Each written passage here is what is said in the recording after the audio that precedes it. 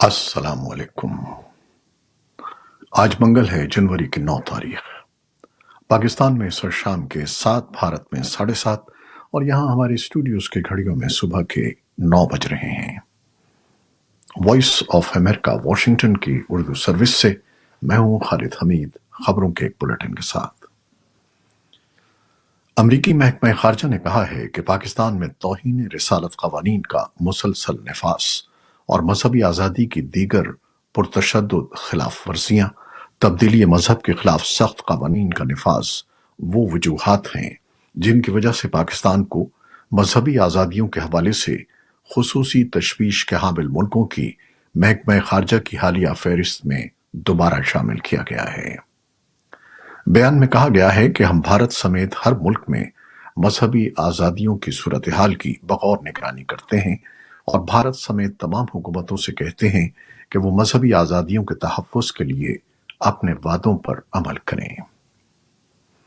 वाज़ेह रहे कि पाकिस्तानी महकमा खारजा ने गुज़श्ता रोज़ अमरीकी महकमा खारजा की जानिब से मजहबी आज़ादियों के लिए खुसूसी तशवीश के हामिल मुल्कों की फहरिस्त में शामिल किए जाने पर एहतजाज करते हुए उसे मुतासिबाना और बेबुनियाद फैसला करार दिया था और कहा था कि उसका ज़मीनी हक़ाइक़ से कोई ताल्लुक नहीं है। पाकिस्तानी महकमा खारजा ने अपने बयान में यह भी कहा था कि पाकिस्तान ने अपने आईन के मुताबिक अक़लियतों को तहफ़्फ़ुज़ देने के लिए भरपूर इक़दाम किए हैं और ये एतराज़ उठाया था कि अमरीकी महकमा खारजा की इस फहरिस्त में भारत को शामिल नहीं किया गया, जो एक इम्तियाजी और यकतरफा तर्स अमल है।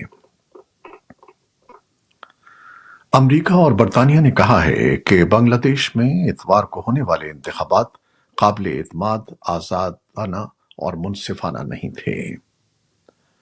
अमरीकी महकमा खारजा ने पीर को एक बयान में कहा कि वाशिंगटन को इंतखाबात में बेसाब्तियों पर तशवीश है। बांग्लादेश में इतवार को होने वाले इंतखाबात में वज़ीर आज़म शेख हसीना की जमात अवामी लीग ने तकरीबन 75% नशस्तें हासिल की हैं, जबकि शेख हसीना मुसलसल चौथी मरतबा और मजमूई तौर पर 5वीं मरतबा इक़्तिदार संभालने के लिए तैयार हैं। हिज़्ब इख्तिलाफ की मरकजी जमात बांग्लादेश नेशनलिस्ट पार्टी BNP और दीगर ग्रुप्स ने इलेक्शन का बॉयकॉट किया था और वोटिंग टर्नआउट इंतहाई कम रहा था। अमरीकी वज़ीर ख़ारजा एंटनी ब्लिंकन ने कहा है कि वो तल अबीब में इसराइली हुक्काम से मुलाकातों में आगे बढ़ने का रास्ता तलाश करने की कोशिश करेंगे। ब्लिंकन ने इसराइल के सदर हर्ज़ोग से मुलाकात के बाद कहा कि वो तुर्की, यूनान, उर्दून, कतर, मुत्तहिदा अरब अमारात और सऊदी अरब के रहनुमाओं से मुलाकातें करके इसराइल पहुंचे हैं और इस बारे में इसराइली क़यादत से तबादला ख्याल करना चाहेंगे। उन्होंने बताया कि वो बाज़ इसराइली मक़वियों के ख़ानदानों से भी मुलाकात करेंगे जो 7 अक्टूबर के बाद से अब तक हमास की क़ैद में हैं। उधर AFP ने अपने नामनिगारों के हवाले से खबर दी है कि गजा में रफा और खान यूनुस के इलाके में पीर और मंगल की दरमियानी रात इसराइली बमबारी जारी रही। इसराइली फौज के मुताबिक उसने हमास के 40 अस्करियत पसंदों को खान यूनुस में जारी जमीनी कार्रवाई में हलाक किया है। वाज़ेह रहे कि रफा और खान यूनुस में गजा के बेघर होने वाले फलस्तीनियों की बड़ी तादाद पनाह लिए हुए है। इसराइल के ज़ेर कंट्रोल मग़रबी किनारे में फलस्तीनी हुक्काम ने इसराइल पर बेरहमाना जुर्म का इल्ज़ाम आयद किया है। ऐसा उस वीडियो के सामने आने के बाद किया गया जिसमें मग़रबी किनारे में एक इसराइली फौजी गाड़ी को एक अस्करियत पसंद की लाश के ऊपर से गुजरते हुए देखा जा सकता है। AFP के मुताबिक मग़रबी किनारे पर हुकूमत करने वाली फ़लस्तीनी अथॉरिटी की वज़ारत ख़ारजा के मुताबिक वीडियो तलकरम शहर में एक फौजी कार्रवाई की है।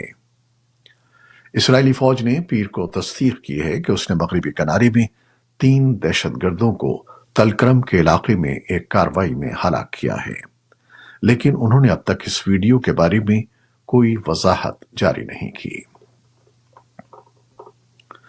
लबनान में कायम अस्करियत पसंद ग्रुप हिजबुल्लाह ने मंगल को कहा کہ اس نے حزب اللہ کے ایک سینئر کمانڈر کی ہلاکت کے جواب میں اسرائیلی فوجی اڈے کو نشانہ بناتے ہوئے ڈرون حملہ کیا۔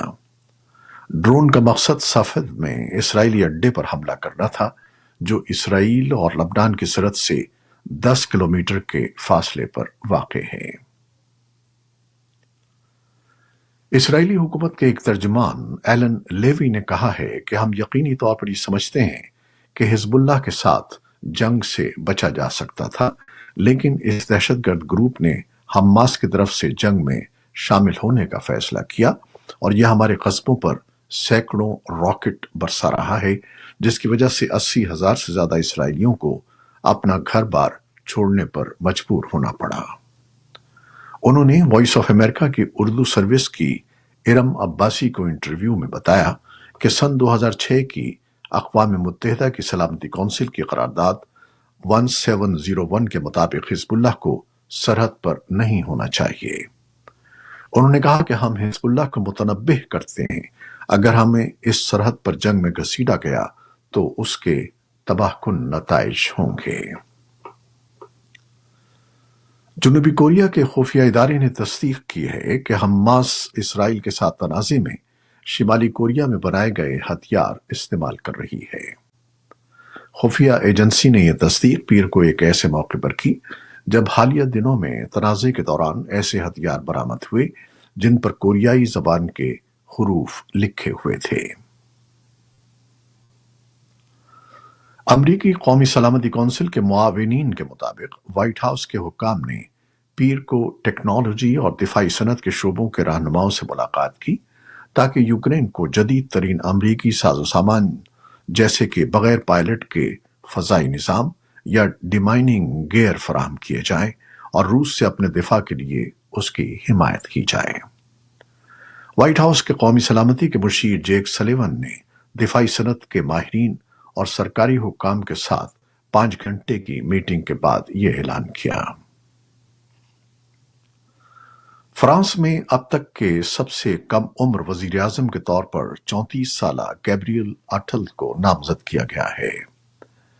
یہ فیصلہ ایسے میں کیا گیا جب فرانس کے صدر ایمانوئل میکرون انتہائی دائیں بازو سے بڑھتے ہوئے سیاسی دباؤ کے درمیان اپنی بقیہ مدت کے لیے ایک نئی شروعات کے خواہاں ہیں۔ میکرون کے دفتر نے ایک بیان میں اس تقرری کا اعلان کیا۔ 34 سالہ گیبریل اٹل حکومت کے ترجمان اور وزیر تعلیم کے طور پر نمایاں رہے ہیں۔ وہ فرانس کے پہلے وزیر اعظم ہوں گے جو خود کو ہم جنس پرست کہتے ہیں۔ ان کی پیشرو ایلزبتھ بورن نے امیگریشن قانون پر حالیہ سیاسی ہنگامہ آرائی کے بعد پیر کو استعفیٰ دے دیا تھا۔ 46 سالہ میکرون کے عہدے کی مدت 2027 میں ختم ہو جائے گی۔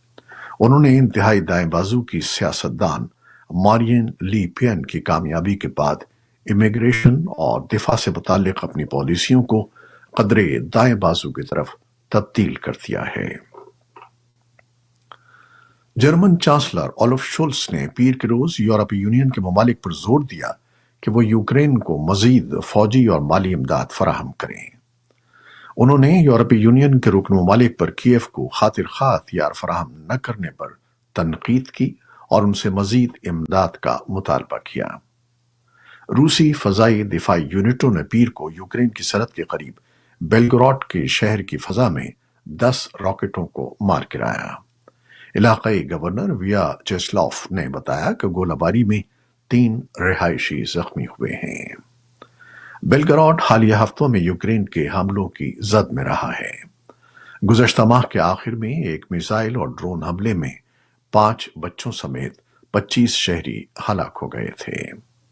یوکرین کی فضائیہ نے کہا کہ ملک کے فضائی دفاع نے روس کی جانب سے لانچ کیے گئے 18 کروز میزائل اور 8 شاہد ڈرونز کو مار گرایا ہے۔ تائیوان کے وزیر خارجہ جوزف وکواس اس وقت اپنی نیوز کانفرنس روکنا پڑی جب جزیرے میں ایمرجنسی الرٹ جاری کیے گئے، جس میں کہا گیا تھا کہ ایک چینی سیٹلائٹ جنوبی تائیوان کی فضائی حدود کے اوپر سے اڑا ہے۔ چین کی سرکاری خبر رساں ایجنسی سینہوا نے اطلاع دی ہے کہ چین نے جنوب مغربی صوبے سیچوان میں एक नया सैटेलाइट लॉन्च किया है। चीन ने सैटेलाइट के लॉन्च करने के बारे में पहले से कोई मालूमात नहीं दी थी और न ही उसकी परवास के रास्ते का ऐलान किया गया था। जनूबी कोरिया की पार्लिमान ने कुत्तों के गोश्त की फरोख्त पर पाबंदी का कानून मंजूर कर लिया है। खबर रसां इदारे रॉयटर्स के मुताबिक जनूबी कोरिया की पार्लिमान से मंजूर होने वाले कानून से कुत्तों का गोश्त खाने की सदियों पुरानी रिवायत खत्म कर दी जाएगी। इसके साथ ही खबरों का ये बुलेटिन खत्म होता है, जिसे हमने आपके लिए फेसबुक लाइव पर पेश किया।